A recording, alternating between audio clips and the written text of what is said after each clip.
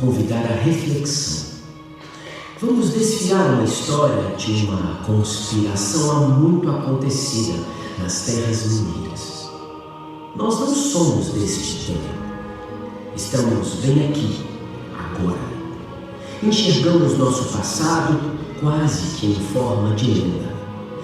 Perdoe os nossos deslizes que certamente virão. As imprecisões dos fatos, os erros de condução, as relevantes ausências. Todos os erros dessa lição. Mas o que significa isso? Que essas coisas verdadeiras podem não ser verossímeis? Temos provas escritas. São absolutamente exatas? Leviandade. Estarão então mentindo? Julgo que não. Quem sabe elas estão aí, para ser sempre vistas e revistas.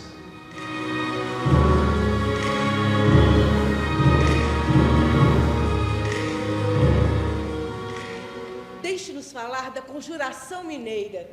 Deixe-nos falar de 1789, nas Minas Gerais. Falar da grandeza de um povo mineiro que ama liberdade e independência. Falaremos daqueles que lutaram, que sofreram e pagaram muito caro por desejarem criar uma pátria livre. Nossas vozes exigem relembrar suas lutas, momentos históricos de enorme grandeza, que viveram para sempre nos corações dos brasileiros.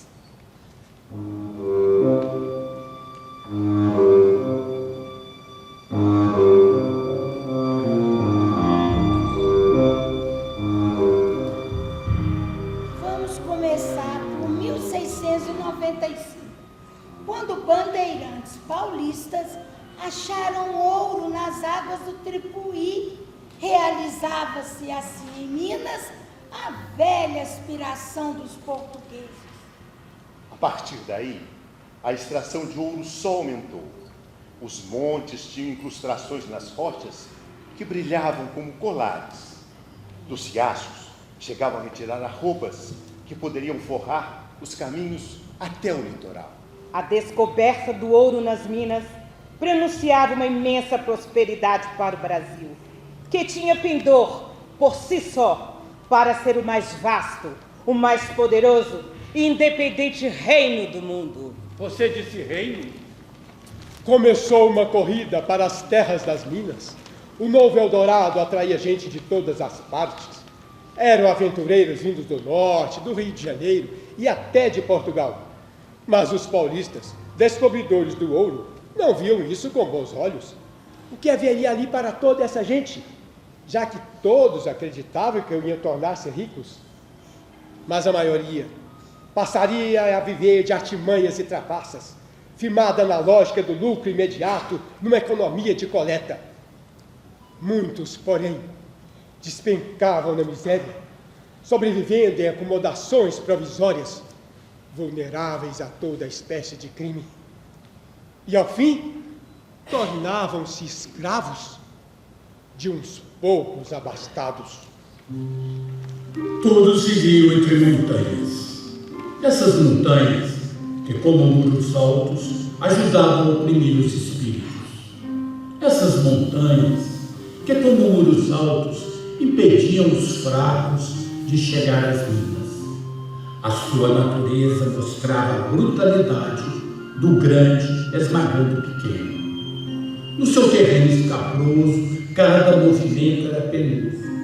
A geografia sugeria a imobilidade e fazia com que todos se isolassem. Daí, os homens das montanhas serem diferentes dos homens das terras planas.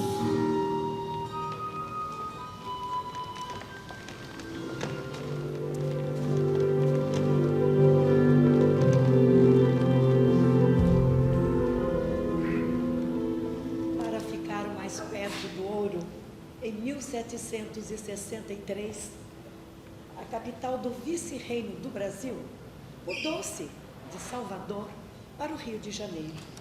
A população do Brasil crescia rapidamente. Eram 300 mil habitantes, depois 3 milhões. A situação na região das Minas passa a ser de disputas. da falta de observância de qualquer ética. Guerra dos Emboabas. Eram os anos de 1707 a 1709. Opunham-se paulistas e forasteiros. Termina com a derrota dos paulistas e a separação das Minas de São Paulo. Revolta de Vila Rica. O ano era 1720. É morto o primeiro mártir da independência, que lutava contra os excessos da coroa e sua administração local gravosa. Sob as ordens do conde de Assumar, foi morto o reinol Felipe dos Santos, um líder improvável de revolta, tropeiro pobre, mas orador exímio. Foi enforcado e esquartejado. Portugal não transigia, queria sua parte no ouro. Criaram-se as casas de fundição. Todo o ouro coletado deveria ser fundido em barras, e 1/5 de tudo isso era da coroa portuguesa. E com o passar do tempo, o ouro coletado começou a diminuir. O pico de extração ficara para trás. As minas estavam se esgotando, mas deviam arrancar ouro da terra até que nada mais restasse. A insaciável ambição do homem. A insaciável ambição do homem poderia acabar com o ouro no Brasil? Não! Pois encontrarão essa riqueza em outros locais e em seguida em outros. A ambição do homem é maior do que todas as riquezas da terra.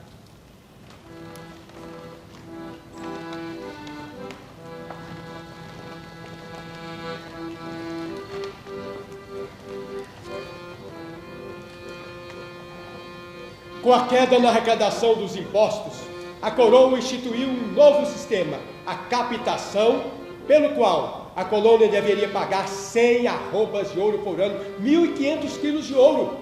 Do contrário, para cobrir a diferença, haveria a derrama. Derrama? Sim, a derrama. Cobrar da população pela força das armas a quantidade que faltava até atingir 100 arrobas de ouro. Parava sempre a ameaça que a derrama acontecesse. Isso assustava os exploradores de ouro, assustava também a toda a população. Para agravar a situação, veio o alvará de 1785, que determinava o fechamento das fábricas locais. Até a fabricação de tecidos foi proibida. A população, já em dificuldade, foi obrigada a consumir só produtos importados de alto preço.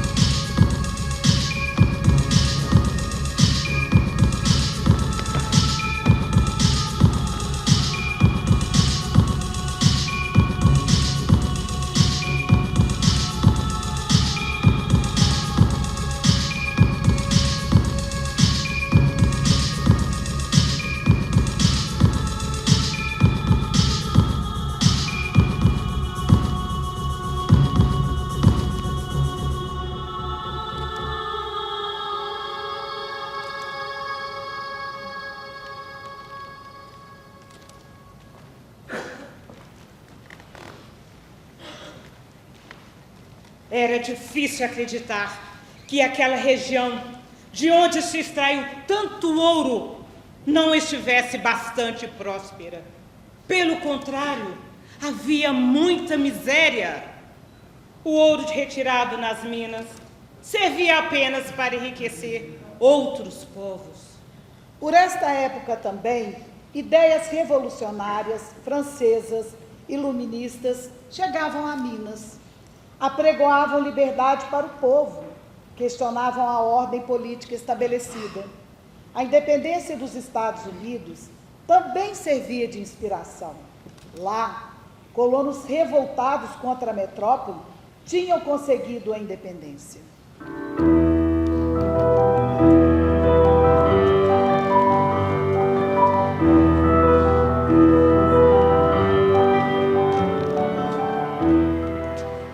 Ideias iluministas francesas e a independência dos Estados Unidos animaram a elite mineradora nas minas, quase toda ela grande devedora para a coroa, a conspirar contra o governo português. O que despertou a consciência? A miséria ou as dívidas da elite mineradora? Na independência dos Estados Unidos, foi proclamada a Declaração de 4 de julho de 1776. Quando os acontecimentos humanos tornarem-se indispensáveis a um povo romper os laços políticos, que sejam proclamadas as causas dessa ruptura. São evidentes por si mesmas as seguintes verdades: todos os homens são criados iguais, todos nascem com certos direitos inalienáveis, todos têm direito à vida, à liberdade e à procura da felicidade. Na França, em 14 de julho de 1789, com a tomada da Bastilha, começava a Revolução Francesa. Era o fim da monarquia. Novos tempos, outros princípios. Liberdade, igualdade, fraternidade. Conspiravam José Maria Maia Barbalho, apelidado Vendec, estudante brasileiro em Montpellier, na França, possivelmente credenciado por brasileiros ricos, em outubro de 1786, redigiu e enviou esta carta. Senhor Thomas Jefferson, embaixador dos Estados Unidos na França. Sou brasileiro e sabeis que minha desgraçada pátria geme em um espantoso cativeiro. Estamos decididos a seguir o exemplo que acabais de nos dar com vossa gloriosa independência e a fazer reviver nossa liberdade. Mas trata-se de ter uma potência que dê a mão aos brasileiros. De nossa parte, estamos dispostos a dar todo o dinheiro que for necessário e testemunharemos em todo o tempo nosso reconhecimento com os nossos benfeitores.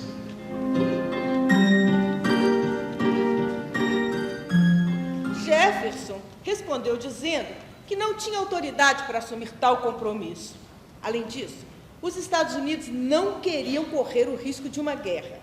Queriam cultivar a amizade de Portugal, com quem mantinham um lucrativo comércio. Porém, a conspiração crescia e os poetas eram os mais inclinados à revolução. Quem é esse povo? Quem está vindo ali? Quem está chegando ali? Você conhece esse pessoal? Não, você conhece? Quem vem lá? Quem vem ali? Mas o que queria essa conspiração? O que pretendia a conjuração mineira? Romper com o domínio português, adotar o regime republicano, criar capital em São João del Rei, Criar indústrias, fundar uma universidade em Vila Rica, acabar com o monopólio comercial português, adotar o serviço militar obrigatório e instituir parlamentos com eleições anuais. Até a bandeira criaram. No início, branca com o triângulo verde. Depois, branca com o triângulo vermelho. E escrito em latim, libertas quaestera tamen. Liberdade, ainda que tardia. Liberdade, essa palavra que o sonho humano alimenta, que não há que ninguém que explique e ninguém que não entenda. Liberdade? Será que não faltava alguma coisa importante? Realmente, na época, não consta ter sido uma prioridade a proposta de abolir a escravidão. Mas a República não deveria garantir direitos iguais para todos os cidadãos? Para esta ideia surgir, foi necessária uma nova conspiração de caráter popular, a Conjuração Baiana. Já abolir a escravidão veio quase um século depois. Vale lembrar que o Brasil foi o último país do Ocidente a abolir oficialmente o trabalho escravo. E é vergonhoso constatar que ainda hoje, em nosso país, e ao arrepio da lei, pessoas continuam sendo exploradas e escravizadas.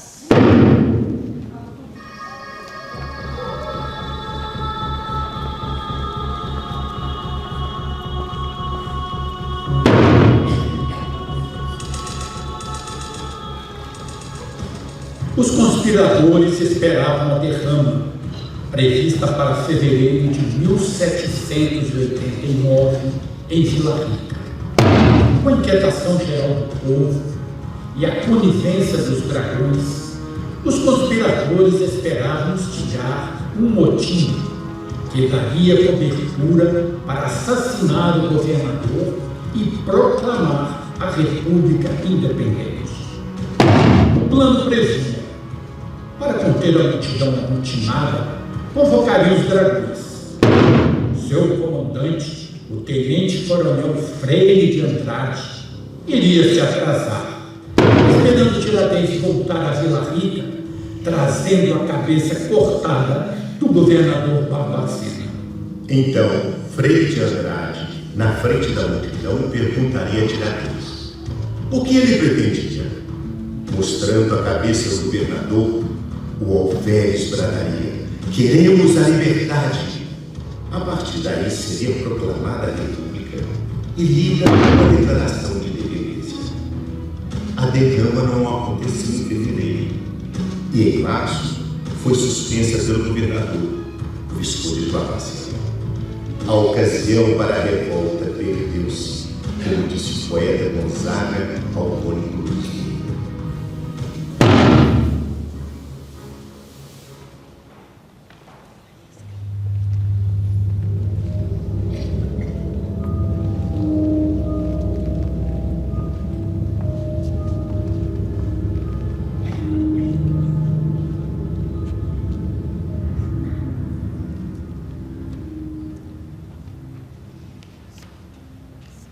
O Visconde de Barbacena, em carta sigilosa ao seu tio, vice-rei Luís de Vasconcelos e Souza, explicou a decisão. Ele fora avisado por um homem importante da capitania que uma formidável conspiração entre poderosos e magnatas do país visava a pôr fim violento ao domínio de Portugal e a estabelecer um Estado livre e independente. Os implicados eram muitos, os mais capazes que aqui conheço para tão grande maldade. Pessoas de alguma importância ou de maior representação dessa capitania, quase todas devedoras de tudo que possuem a sua majestade, e só uma revolução para acertar suas contas, além da vaidade e da liberdade que lhes é toda dada. Os implicados eram muitos: Cláudio Manuel da Costa, Tomás Antônio Gonzaga, Alvarenga Peixoto, Padre Rolim, Padre Toledo, Alferes Joaquim José da Silva Xavier e tantos outros. Os implicados eram muitos, mas o denunciante fingiu desconhecer. Havia mais 40 importantes em Rio das Nortes, em São João del Rei. Barbacena era o 6º Visconde de linhagem nobre portuguesa, de nome Luiz Antônio Furtado de Castro, do Rio de Mendonça e Faro. Não era um montanhês, mas um homem letrado, que conhecia a história e as leis do mundo. Joaquim Silvério dos Reis traiu uma das primeiras manifestações a favor da independência do Brasil. Um homem que comandou regimento de cavalaria e foi proprietário de minas de ouro. Joaquim Silvério dos Reis, doloso, fraudulento, falsificador, denunciou seus cúmplices a Barbacena e reclamou perdão, um prêmio pela sua lealdade, que era o perdão da sua dívida e muito mais. Por relevantes serviços prestados à coroa, Joaquim Silvério dos Reis recebeu o hábito de Cristo, o foro de fidalgo, o perdão da sua dívida com a fazenda real e a pensão vitalícia de 400 mil réis anuais. Joaquim Silvério dos Reis passaria o resto da sua vida recordando à coroa portuguesa as obrigações para com ele. Sofreu um antagonismo terrível no Brasil. Cercado por inimigos, até tiro levou. Abandonou as Minas Gerais, viveu em Portugal, morreu no Maranhão. Na morte, sua tumba teve lugar rejeitado. Joaquim Silvério dos Reis, doloso, fraudulento e falsificador. Mas Barbacena recebeu outras denúncias, a mais consistente de todas, de Joaquim Silvério dos Reis. Porém, outros 5 traidores ficaram esquecidos na história. Com o intuito de obter perdão ou tentar justificar as acusações para desqualificá-las, outros traidores enviaram cartas de denúncia a Barbacena. Basílio de Brito Malheiros, Domingos de Abreu Vieira, Francisco Antônio de Oliveira Lopes, Inácio Correia Pamplona e Francisco Paula Freire de Andrade. Com atos audazes, rápidos e bem planejados, Barbacena prendeu os conjurados sem um tiro de mosquete sequer. Só Padre Rolim, lá em Cerro Frio, escapou ao cerco.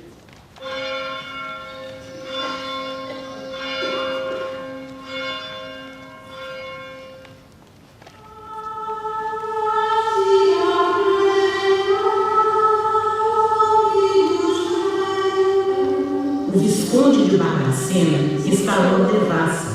O processo judicial nunca terminou. Outra foi aberta no Rio de Janeiro. O impasse foi decidido pela realeza. Prevaleceu o vice-rei da capital. Barbacena se sentiu embaraçado pela denúncia de Silvério dos Reis. Havia 9 meses que ele governava a Britânia, que a coroa considerava ser a arma da América Portuguesa e onde fora articulado um formidável plano de revolta contra a coroa. Barbacena queria controlar o processo para proteger amigos e parceiros.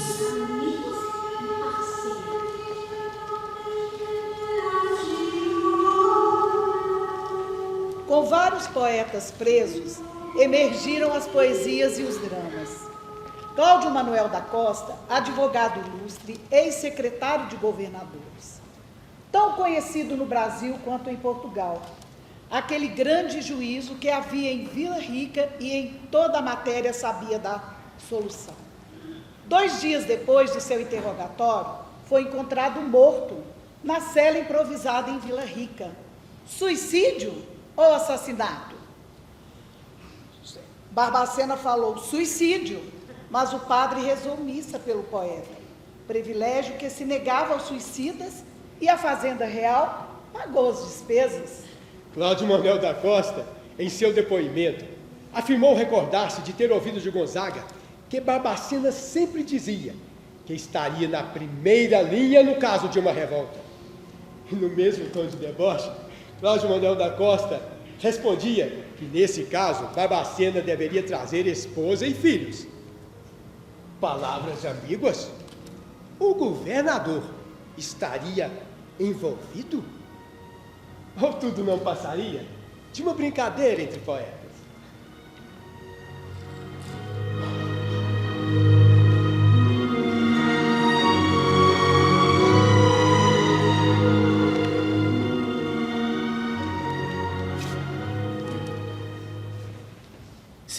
cobre o pastor, se não governam reinos, nações, províncias, mundo e gentes, se em frio, calma e chuvas inclementes passa o verão, outono, estio, inverno, nem por isso trocar o abrigo terno dessa choça em que vivo com as enchentes dessa grande fortuna. Assaz presentes tenho as paixões desse tormento eterno. Atorar as traições, amar o engano, ouvir dos lastimosos o gemido, passar aflito o dia, o mês e o ano. Seja embora prazer, que a meu ouvido soa melhor a voz do desengano, que da torpe lisonja o infame ruído. Tomás Antônio Gonzaga, o eterno cantor de Marília de Dirceu, como desafortunado romance com Maria Doroteia, fica prisioneiro de seu drama amoroso. Malgrado o alto posto, que por talento vários fazia jus, foi tratado ferreamente por Barbacena. Do sequestro dos bens do Gonzaga, toda a Vila Rica já sabia. Antes o ouvidor buscou consolo no puro amor da menina, Maria Doroteia, a Marília bela. Se mostro na face o gosto, e se Marília contente, se canto, canta comigo, e apenas triste Vicente limpa os olhos com as tranças de fino cabelo louro. Mas então, de outra feita, Barbacena escreveu ao seu tio, o vice-rei, que a capitania conserva-se todo sossego e obediência. Porém, contra o amor, o amor, bem pouco podem as leis dos homens. Por morto, Marília, aqui me reputo. 1000 vezes escuto o som do arrastado grilhão, mas há que não treme de susto meu coração. Se penso que posso perder o gozar-te, a glória de dar-te abraços honestos e beijos na mão, Marília, já treme de susto meu coração. Saudades de Marília, mas que sofrimento era este? Eu é que sou herói, Marília bela, seguindo da virtude a honrosa estrada, ganhei um trono. Não manchei espada, não roubei ao dono, ergui-o no teu peito e nos teus braços, e vale muito mais que o mundo inteiro uns tão ditosos laços. Mas degredado em Moçambique, Gonzaga logo se casaria com grã senhora colonial. Suas liras, Marília de Dirceu, alcançariam enorme sucesso literário depois de Os Lusíadas de Camões. Foram as mais lidas em português no século XIX. Em Vila Rica, petrificada no mito do amor, ficou uma Marília, que foi Maria Doroteia. A mocinha espera noivo em processo de esquecimento. Alvarenga Peixoto, poeta magistrado, depois coronel de cavalaria auxiliar, foi o primeiro a confessar o crime na revolução destinada ao fracasso. Recebeu pena de degredo na África e na cela solitária, na Ilha das Cobras, no Rio de Janeiro, em delírio por uma paixão interrompida e insaciável, escreveu para a esposa, Dona Bárbara Eleodora. Bárbara bela, do norte estrela, que o meu destino sabes guiar, de ti ausente, triste, somente as horas passo a suspirar. Por entre as penhas de incultas brenhas, cansa-me a vista de te buscar, porém não vejo mais que o desejo, sem esperanças de te encontrar. Eu bem queria a noite e o dia, sempre contigo poder passar, mas orgulhosa sorte, invejosa dessa fortuna, me quer privar. Tu, entre os braços, ternos abraços da filha amada, podes gozar.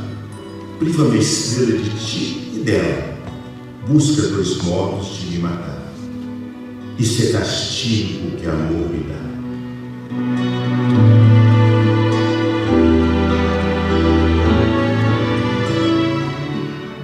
Ele a amava profundamente. Não podia conceber um mundo que não a incluísse.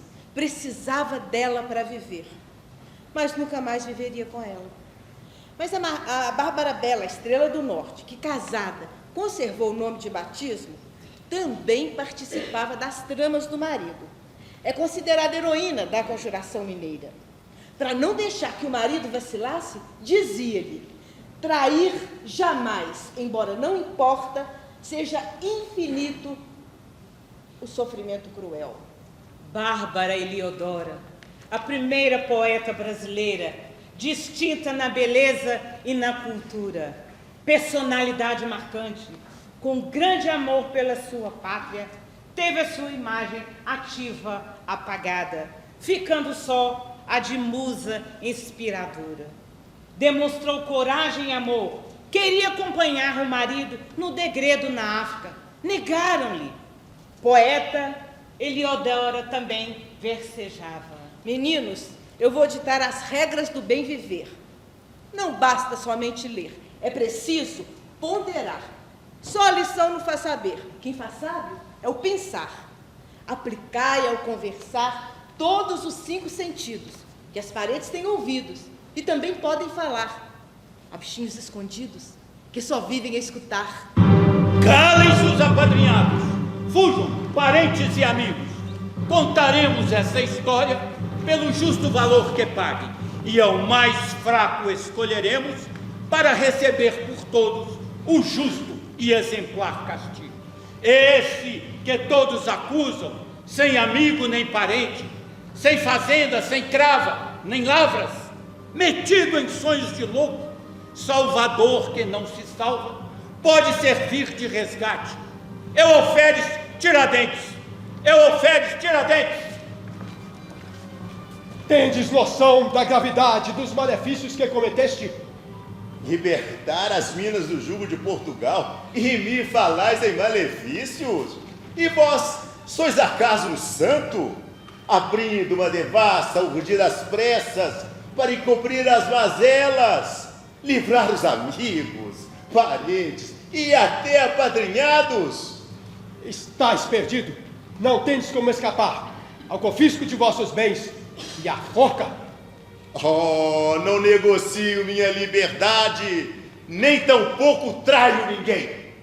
Este Alferes da Silva Xavier foi quem espalhou a sediciosa proposição de que Minas podia ser uma república independente, livre da sujeição real, por possuir tantas riquezas e todas as produções, e que toda a América podia ser livre. Quanto à conspiração, sem dúvida alguma, ela foi premeditada, e é igualmente certo que, se chegasse a efetuar-se, causaria um dano irreparável. A 11 interrogatórios, o Alferes foi submetido. Não acusou ninguém, mas o inquiridor sabia. Tiradentes era participante forte do movimento e agira movido pela paixão. A defesa de Tiradentes tentou livrá-lo. Alegou ser ele simples alferes, sem bens ou reputação, incapaz de arregimentar número tão grande de homens. Se 10 vidas tivesse, 10 vidas daria. O Alferes confessou sua participação no movimento e na divulgação dele. Declarou ainda que sozinho tinha dado origem e concebido todo o plano.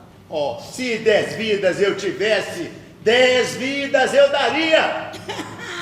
Mas será que fizera isso em desespero por ter sido 4 vezes preterido na promoção?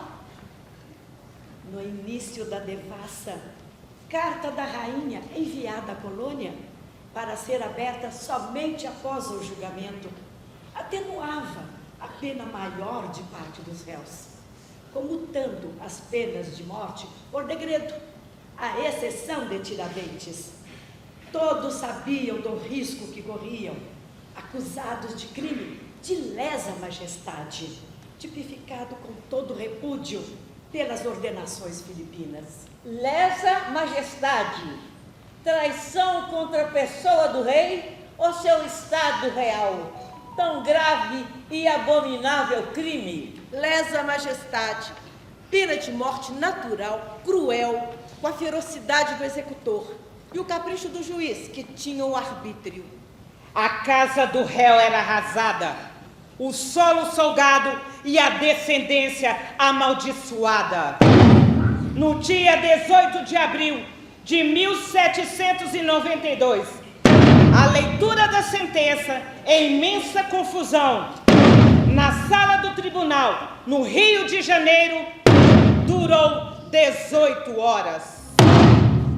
Condenam o réu Joaquim José da Silva Xavier, por alcunha Tiradentes, alferes, que foi da tropa paga da capitania de Minas Gerais, com baraço e pregão, seja conduzido pelas suas públicas ao lugar da forca, e nela morra de morte natural para sempre, e que depois de morto lhe seja cortada a cabeça e levada para a Vila Rica, onde em lugar público será pregada em poste alto até que o tempo a consuma, e o seu corpo será dividido em 4 partes e pregado em postes pelo caminho de Minas.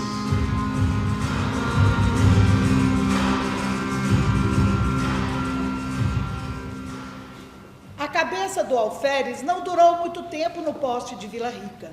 Roubada durante a noite, ninguém sabe do seu paradeiro até os dias atuais. Os réus eclesiásticos tiveram seus autos apartados e a sentença não foi publicada. Todos eles foram mandados para Lisboa. E agora, Minas, quem governa teu destino, quem suporta tuas dores, perdida a tua esperança, estás entregue ao Visconde. E agora, Minas, quem te conduz? Para onde? Quem te vê, o que diria? São poucos que te defendem. Não és mais segredo que só os mineiros entendem. Podem dizer, não foi uma revolução, foi só um susto. Podem dizer, só poeta procurando inspiração.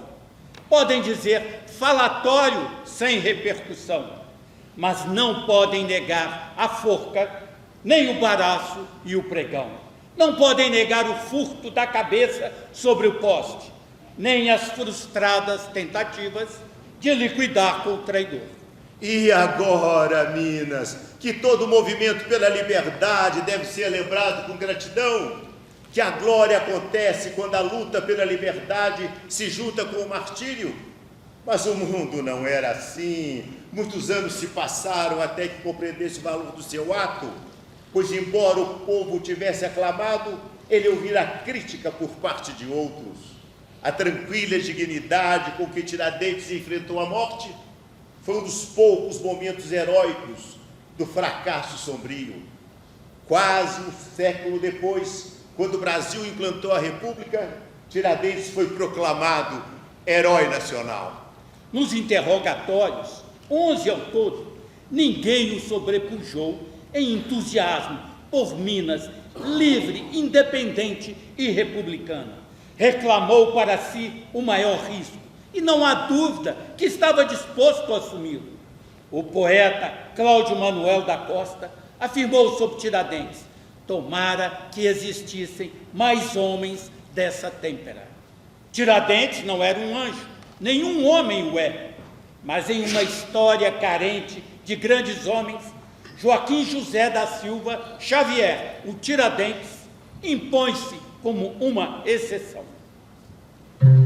Ser mineiro é cultivar as letras e artes, é ser poeta e literato, é gostar de política e amar a liberdade, é viver nas montanhas, é ter vida interior.